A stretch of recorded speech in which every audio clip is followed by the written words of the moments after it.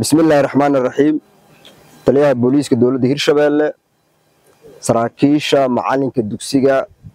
توبرك دولة هيرشبيل ciidanka maanta ka baxayo tababarka maalmaha soo socda loo sameeyo doon xafladda xiritaanka tababarkooda dhamaantiin iyo saxaafadda assalaamu calaykum waraxmatullaahi wabarakaatuh. Salaan kadib waa ku faraxsanahay runtii inaan maanta idinku soo booqdo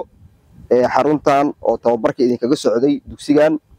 si aan u qiimeeno marxaladihii bilihii u dambeeyay aan soo qaadanaysay casharrada iyo tababarka jismiga ah maxaa la yiraahdaa maalmihii u dambeeyay macalinka idin siinayay inaan aragno iyo maxaa la yiraahdaa diyaar garowgiina sida uu yahay ayaan idinku soo booqanay farxadeena noo tahay sida uu taliye xasan sheegay ciidankii u dambeeyay ee tababarka ugu soo baxay dowladda Hirshabelle ayaa tihiin waxaana tihiin ciidankii dufcaddii labaad ee daraawiishta dowladda Hirshabelle waa wada ognahay daraawiishta wax badan inay kaga duwan tahay ciidanka kale ee booliiska waayo booliiska sida hore loo sheegay oo taliyaha u sheegay wuxuu la falgalaa bulshada wuxuuna ka shaqeeyaa saldhigga iyo maxaa la yiraahdaa bulshada ayuu u shaqeeyaa laakiin idinka waxaad ugu duwan tihiin waxaa wajahdaan cadowga waxaad tihiin dadkii ka qayb qaadan lahaa howlaha wanaagsan ee dib u xuraynta maxaa la yiraahdaa argagixisada loogu xureynayo dowladda Hirshabelle dhamaystirkeeda inaad ka qayb qaadataan ayaa tababarkan adag niila siinaya waxaan rajeynayaa markii inaad u diyaar garowdaan inaad qayb lixaad leh ka qaadataan dib u xuraynta deegaanada dowladda Hirshabelle ee ku dhiman nimanka argagixisada ah idinka iyo deegaankiinana maxaa la yiraahdaa